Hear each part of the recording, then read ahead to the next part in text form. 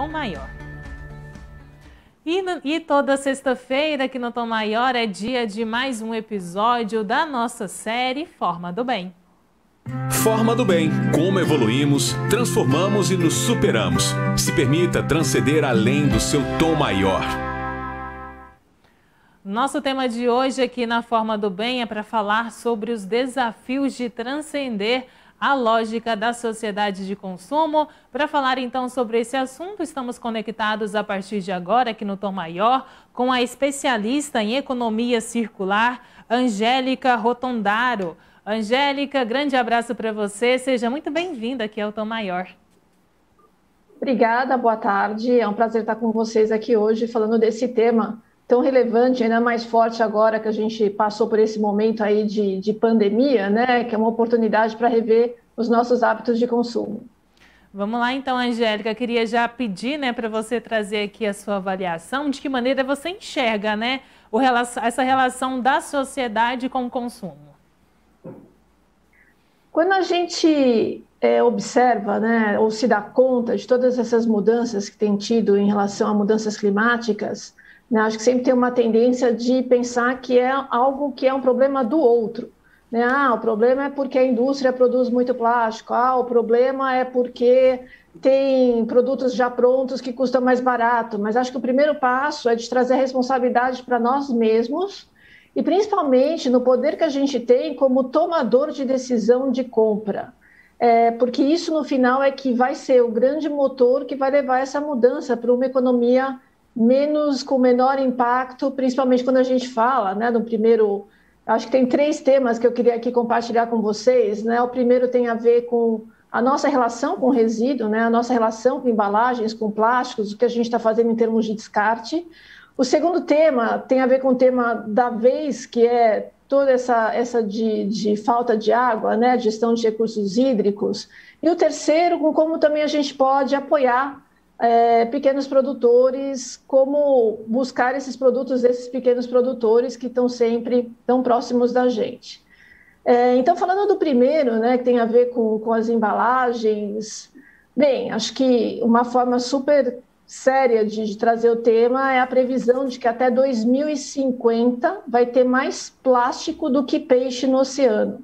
Né? Esse é um estudo que a Ellen MacArthur Foundation soltou.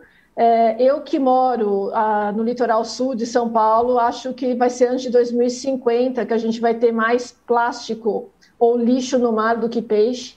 É um volume absurdo de plástico, é um volume absurdo de lixo. Né? E quando a gente pensa, de onde isso começa? Né? Isso começa no nosso próprio comportamento quando vai à praia. Né? De achar que aquilo que eu consumi não é meu, passou. Era meu quando eu ia antes de consumir, depois de consumir não é mais um problema meu, é um problema de quem vai fazer a limpeza. Não é um problema nosso, né? Então, assim, ter mais consciência do que a gente gera de resíduo, em primeiro lugar, e em segundo lugar, na nossa escolha também de compra de produtos, né? Eu preciso comprar produtos que estão embalados com um plástico que vem dentro de uma caixa, que vem um plástico em volta e ainda tem aquela fita para contenção.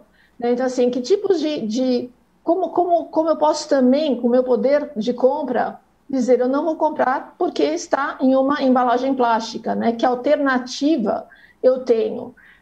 E até das embalagens que já estão ali, que são recicláveis, e uma vez que tenha que comprar, que esteja naquela embalagem, tomar o seu papel também em como eu vou fazer, como eu vou facilitar a reciclagem disso, né? Para onde isso vai. Então, acho que o primeiro ponto é bastante relevante, porque, de fato, antes de 2050, a gente vai ter mais plástico do que peixe no oceano. E como isso também, né, a gente também não consegue trazer muito para tangibilizar para o nosso dia a dia, mas também tem um outro estudo, que foi aí do WWF, que se chama Minha Dieta Plástica. Né? E aí também já saiu a informação que nós comemos o equivalente a um cartão de crédito de plástico por semana. Por quê? Porque esse plástico que vai parar nos rios, esse plástico que vai parar no oceano, ele se degrada e os animais se alimentam deste microplástico e a gente, quando se alimenta desses animais, come indiretamente o plástico.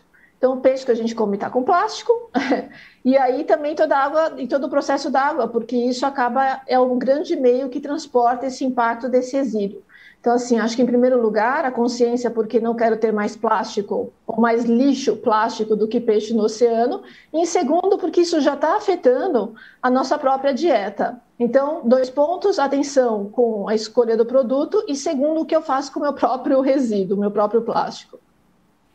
Angélica, até para que você mencionou aí também sobre cada um, né, parte muito da consciência de cada um também trazer essa responsabilidade para si mesmo, para a gente então diminuir esses resíduos que são jogados no meio ambiente, trazendo prejuízos aí para o meio ambiente e sim, também até para a nossa própria saúde, como você já mencionou. E aí é importante também a gente explicar para quem nos acompanha aqui, até para a pessoa ter essa consciência, essa reflexão, né, qual que é a diferença entre consumo e consumismo? Consumo é aquilo que você você precisa daquilo, né? O consumismo é quando você começa a querer outros itens que não necessariamente você precisa. Então, vou trazer um exemplo que é bastante claro e que a gente olha bastante no Instituto Climate Smart, que é o da moda, e o da moda circular. Né, assim, uma coisa é você falar, eu preciso para viver das minhas 5 camisas, uma para cada dia da semana que eu vou trabalhar, mais as 2 camisetas no final de semana e eu troco. A outra é, nossa, porque agora eu preciso desse casaco porque ele é cor-de-rosa. Ah, agora esse sapato aqui eu acho que ele é melhor porque um tal artista está usando. Então, assim, essa diferença entre o consumo, né, e o consumismo, né, onde que você realmente começa a ter uma atitude de buscar outros produtos que não necessariamente você precisa. E, de novo, acho que ficou bastante claro agora nesse momento de pandemia, né? Acho que quem não se questionou quando abriu o armário e falou o que eu faço com tudo isso que está aí dentro e que eu não uso mais. Ou até com o fato de que o que eu faço com todos esses sapatos, né? Hoje, pela questão toda até de estar trabalhando de casa, vamos confessar que estamos todos usando chinelo, né? Ou tênis. Então, assim, aproveitar essa reflexão, né, de consumo, do que eu preciso, né, do consumo versus o consumismo, para mudar a atitude em relação a hábitos de compra. Angélica, já que você mencionou também sobre o armário cheio de roupas, cheio de sapatos, né? Um ponto importante, essa relação de felicidade e consumismo, ela existe mesmo? Ela existe, né? Vamos ser sinceros aqui que ela existe, né? Assim, mas ela também é muito rápida. Assim, eu quero muito alguma coisa, né? E aí também, aí vou falando agora de um outro exemplo que é dos eletrônicos, né? Celular. Os celulares, eles são feitos para terem que ser trocados, né? Então, quando ele é produzido, não se pensa tanto na longevidade daquele aparelho, porque ele já é previsto que, para manter, né, a continuidade da indústria na produção, cada hora, né, vai ficar obsoleto, né? Então, acho que uma coisa é quando realmente ele se torna obsoleto, que já está com problema de receber chamadas ou com a tela, que não funciona. Isso é uma coisa, uma troca porque se tornou obsoleto, né? O segundo ponto é, uau, eu quero sempre ter o último modelo dessa marca de celular que eu uso. E vamos confessar que ao momento que a gente, né, ou nesse pensamento, nessa lógica de adquirir esse novo celular, a gente sente aquele momento de felicidade, desfila com aquele celular uma semana, mas depois vai embora, né? Então, acho que assim, ter consciência também, né, eu realmente preciso disso, né, ou eu preciso deste tipo de felicidade, eu posso buscar também outras formas de satisfazer essa minha necessidade de estar com alguma coisa nova. Voltando a falar, Angélica, sobre então como o consumo, né, afeta o nosso meio ambiente, trazendo então para o cenário que a gente está vivendo agora, como você já mencionou, é um dos pontos que você trouxe aqui para a gente, a respeito da crise hídrica, né? Como a gente está sendo afetado por isso, várias cidades já decretaram emergência hídrica, falta água. Aqui onde a gente está tem algumas cidades que sofrem com falta de água. Qual é essa relação, né, do consumismo, de que maneira está afetando também o nosso meio ambiente e também especificamente essa relação com a crise hídrica que a gente está vivendo? Então, a crise hídrica é esse mesmo ponto, né? Como a gente se responsabiliza em relação a como pode reduzir este impacto da crise hídrica, porque a crise hídrica ela está aí por uma questão de impacto de mudança climática. Então, quando a gente fala de chegar a um momento de resiliência climática, né, como eu vou conviver com essas mudanças, não é que a gente vai chegar, a gente já está. Então, posto que a gente já tem que conviver com a falta de água, né, o que a gente pode fazer para não depender só de reduzir o consumo, né, quando você transforma isso para energia elétrica, né, que agora tem o tarifaço, a conta está mais alta. Sempre que dói no bolso, ajuda a repensar os hábitos de largar uma lâmpada acesa durante a noite quando eu não preciso, na casa quando eu não estou, e outros equipamentos. Então, por um lado, tem sempre essa pressão econômica, mas acho que também tem um outro lado que é bastante importante, que é do consumo do recurso hídrico em si, né? Porque é aquela história, a gente abre a torneira, sai água, né? Ninguém para pensar o que está por trás disso, né? Que tem lá uma represa, que tem todo um problema, um processo de uma infraestrutura de saneamento, que vai parar numa central de tratamento de água, que vai de novo passar pelos encanamentos, que vai chegar na sua casa, que está conectada a esse sistema de saneamento, e você abre sua torneira e sai água. Né? E a água ele é o recurso que ele perde valor mais rápido, porque ele entra como água e vai embora como esgoto. Né? Então, assim, quando ela entra, ela tem um valor, quando ela sai, ela não tem um valor.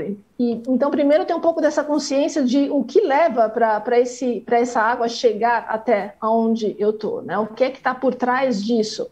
Que hoje é tão óbvio abrir a torneira, sair água e oba, né? Do que quando a gente realmente tinha que ir buscar a água que a gente precisava para consumir, para fazer a limpeza de casa. E aí, acho que, sem dúvida, um ponto central tem a ver com se dar conta que a água ali ligada é a mesma coisa que você talvez deixasse ligado uma torneira, né? Uma lâmpada. Então, assim, começar a perceber mais isso e reduzir, né? Então, assim, hábitos básicos, né? Vamos falar de coisas básicas que são lavar louça, né? Eu preciso deixar a torneira ligada o tempo inteiro enquanto eu estou lavando, ou eu posso olhar, desligo lá, fecho a torneira, lavo e depois eu ligo a torneira, abro a torneira de novo para lavar. Né? E assim, eu sempre brinco, eu não preciso ir muito longe, né? Em casa, a gente tem um processo, né? Eu tenho um processo na minha própria casa de conversar com quem está vivendo comigo de que não é para largar a torneira aberta enquanto está lá né, puxando lá a água que caiu na pia ou ensaboando. Ter essa consciência de que usa para o que precisa ser usado, e quando não há essa necessidade, fecha a torneira. Né? E aí outros temas, né? Acho que toda a relação também com lavagem de roupa, que também se conecta, aliás, com a questão do plástico que a gente come. Né? Eu preciso ligar minha máquina de lavar roupa para lavar 5 peças, né? Não posso acumular, como eu posso também olhar para o outro lado em reuso de água, né? Na descarga da minha casa, né, e principalmente tem essa diferença se é a hidra ou se é de caixa, né, se é de caixa não está ali limitado a quantidade de água que vai embora e é água limpa, né, esse conceito todo de água que entra com valor e vai embora sem valor nenhum. Então, assim, realmente se questionar, trazer para si o que eu posso fazer e não achar de que, sou só eu que vou fechar minha torneira quando eu estou aqui no meu prédio, os meus vizinhos todos usam água, eu nem sei como. E a conta de água é compartilhada. Né? Então, assim, ela é compartilhada, você vai consumir menos porque você tem consciência, né? E conversar com os outros nesse processo todo de conscientização. Então, esse tema todo da água ele é bastante crítico, como você comentou, né? Tem cidades que estão aí já em estado de alerta, várias represas já estão a 20% do nível, vai ser realmente muito crítico. E, claro, de novo, apesar de ser eu fechando a torneira quando eu estou, né, lavando a louça ou um consumo mais consciente da água na minha casa de uma forma geral, conversando com meus colegas, com meus amigos, com meus familiares, ajuda. Estamos conversando aqui no Tom Maior com a Angélica Rotondaro, especialista em economia circular. Angélica, o que é então a economia circular, como implementar, como ela deve também estar presente em todas essas etapas do consumo? A economia circular, ela visa, né, como diz o nome, né, o circular, que é a reintegração dos materiais dentro do seu próprio processo, dentro de cadeias. Então, vou trazer um exemplo também comum, um exemplo de novo do plástico, né? Então, a indústria produz ali um plástico que a outra indústria processa para transformar em garrafa, que vai encher de ou um refrigerante ou água, vai chegar na casa das pessoas, e aquela garrafa plástica faz o quê com ela? Né? Põe no lixo e desapareceu da minha vista, não existe mais o problema. Né? Não, o problema continua existindo. Então, assim, como essa garrafa plástica tem que ser descartada em um lugar que ela possa ser recolhida novamente pela indústria e retransformada em plástico para, de novo, entrar no processo inicial. Né? O plástico que vai para uma indústria que transforma em garrafa plástica, que vai para uma indústria que enche de refrigerante, que chega na casa. Então, assim, o circular quer dizer que ela não vai ser desperdiçada, não vai ser perdida no sistema, que ela é reintegrada, que o material é reintegrado. Outro tema também, né, que a gente pode trazer é o do lixo orgânico.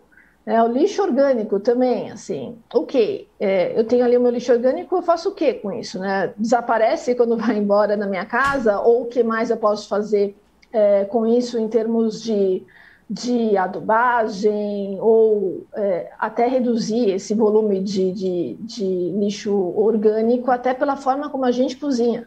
Então, olhando dentro da perspectiva da economia circular, é isso, é como um material, um produto, ele não é desperdiçado, não vai para um aterro, mas sim que ele se reinsere dentro de uma cadeia de valor, dentro de um sistema produtivo.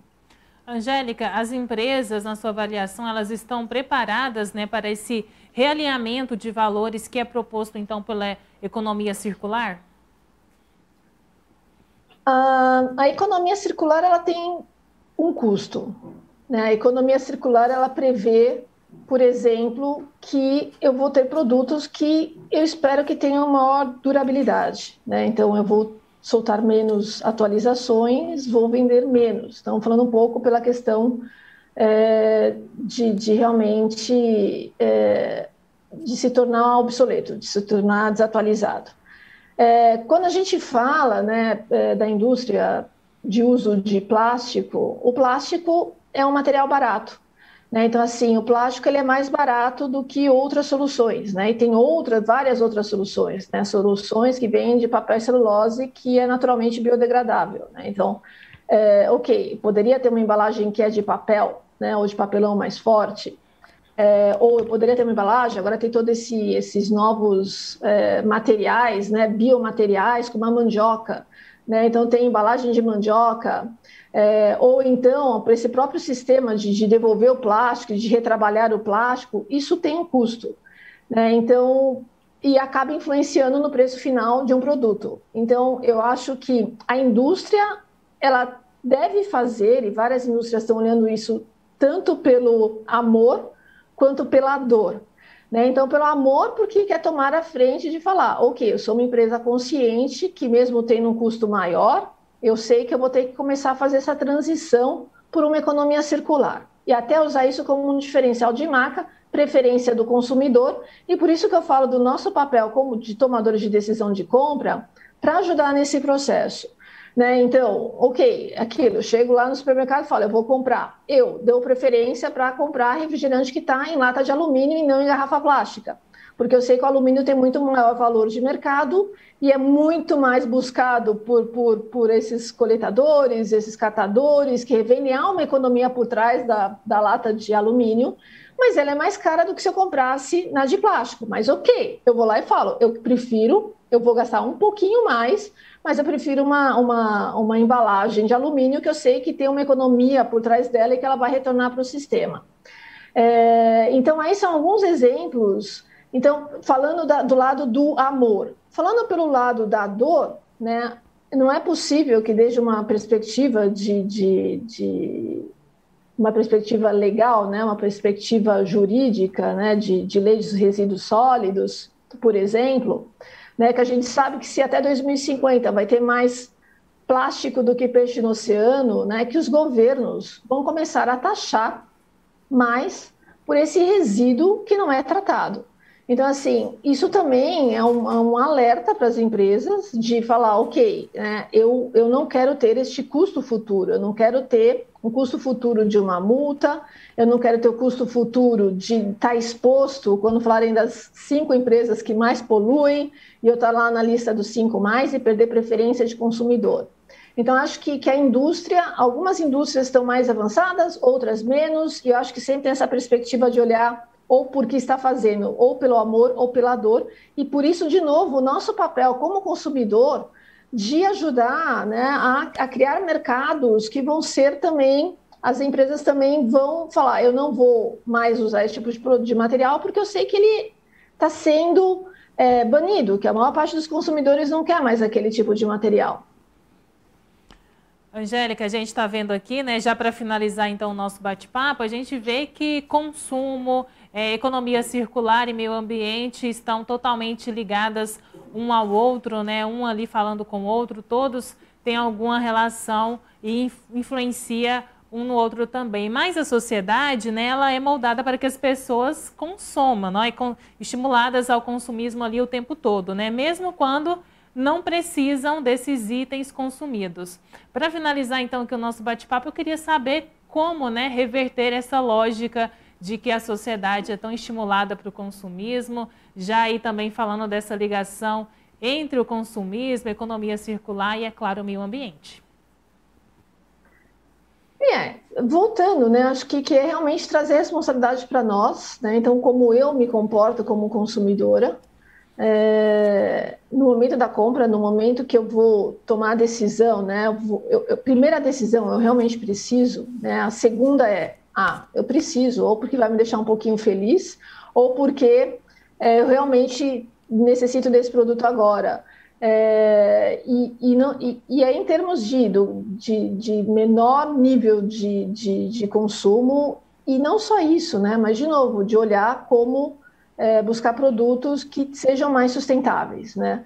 Produtos que sejam, que está ali, claro, que é de embalagem reciclada, produto que usa menos, por exemplo, fios de elastano, mais algodão, não é nenhuma preferência por tipo de indústria, mas é realmente entender qual aquele que tem, se não entrar de volta no sistema via circular, né, que teria mais impacto. Então, acho que esse é um primeiro ponto, a gente como consumidor, e o segundo é todo um processo educacional, né, que eu sempre também assumo, né, começa em casa, né, de como que a gente está se relacionando, como a gente está, né, consumindo recursos hídricos, o que a gente está fazendo no nosso próprio lixo, e compra versus depois de comprado, como eu manejo com aquele material.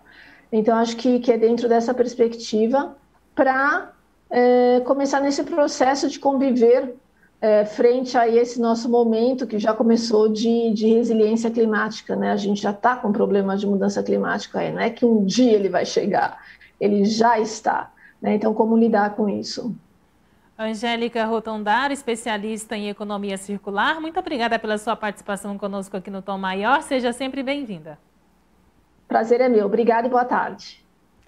Falando aqui, então, em mais um episódio da Forma do Bem, conversamos com a Angélica Rotondaro, falando sobre os desafios de transcender a lógica da sociedade de consumo. Na próxima semana, aqui no nosso quadro Forma do Bem, a gente vai falar como as músicas que você ouve são verdadeiros mapas de autoconhecimento. É o nosso próximo tema na semana que vem, aqui na Forma do Bem. Forma do Bem. Como evoluímos, transformamos e nos superamos. Se permita transcender além do seu tom maior. E sexta-feira, aqui no Tom Maior, também é dia de Cinemateca Sagres. A partir de agora, a gente confere as dicas de filmes e séries para você assistir aí na sua casa com Paloma Rabelo.